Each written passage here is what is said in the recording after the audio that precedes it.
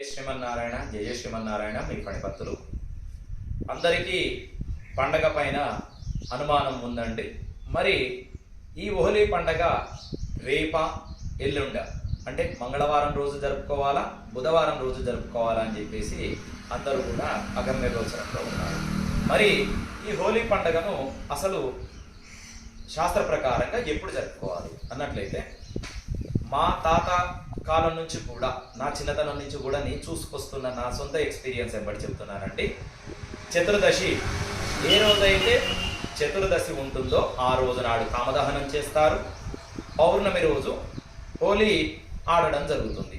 మరి అందరూ కూడా ఈ యొక్క సోషల్ మీడియాలో వీడియోలను చూసుకొని వాళ్ళంతటా వాళ్ళు నిర్ణయం తీసుకొని హోలీ పండగ 4వ తేదీ అని చెప్పేసి నిర్ణయం చేసుకోవడం ద్వారా చాలా మటుకు నాకు కాల్స్ చేసి అడుగుతున్నారు, అయ్యా స్వామి మరి పండగ మంగళవారం రోజా, బుధవారం రోజా అని చెప్పేసి. ఇది కాదండి, ఖచ్చితంగా తెలంగాణ ప్రాంతంలో ఎవరైనా కూడా ఎక్కడైనా కూడా అసలు హోలీ పౌర్ణమి రోజే జరుపుకుంటారు. కామదహనం మాత్రం ఈ రోజు అంటే మనకు తెల్లారగట్ల కాముడిని కాల్చడం అనేది జరుగుతూ ఉంటుంది. తెల్లారి ఉదయాన్నే హోలీ ఆడుకొని అందరూ కూడా మామూలుగా పెద్దల వారింటికి వెళ్ళి మామూలుగా వారి దగ్గర ఉన్నటువంటి ధాన్యం కానీ డబ్బులు కానీ తీసుకోవడం జరుగుతూ ఉంటుంది. తద్వారా దాన్ని పంచుకోవడం జరుగుతుంది. ఆ తర్వాత వాళ్ళు హోలీ ఆడుకుంటారు. ఈ విధంగా ఊర్లలో జరుగుతూ ఉంటుంది. అయితే ముఖ్యంగా ఇప్పుడు ఈ సోషల్ మీడియాలో వీడియోలను చూసి పండుగల్ని మొత్తం కూడా మార్చివేయడం జరుగుతుంది. వాళ్ళకు నచ్చిన విధంగా డేటులు ఫిక్స్ చేస్తున్నారు. దాన్ని చూసి జనాలందరూ కూడా ఆందోళన చెంది ఈ పండుగని రేపు చేసుకోవాలా, ఎల్లుండి చేసుకోవాలా అని చెప్పేసి ఆలోచనలో పడిపోయారు.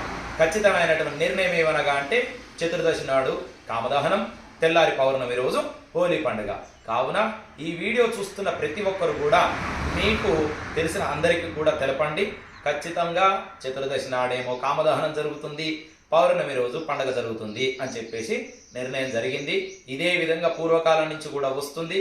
ఎప్పటికి కూడా దీన్ని మార్చేది లేదు, మార్చరు కూడా. ఒకవేళ ఎవరన్నా చెప్పి వేరే విధంగా చెప్తే మాత్రం అది చెప్పుకోవడం తప్ప కార్యాచరణలో జరగదు. కావున వీడియో చూస్తున్న ప్రతి ఒక్కరందరూ కూడా నా యొక్క వీడియోని లైక్ చేయండి, అదేవిధంగా సబ్స్క్రైబ్ చేసుకోండి. జై శ్రీరామ్, జై శ్రీమన్నారాయణ.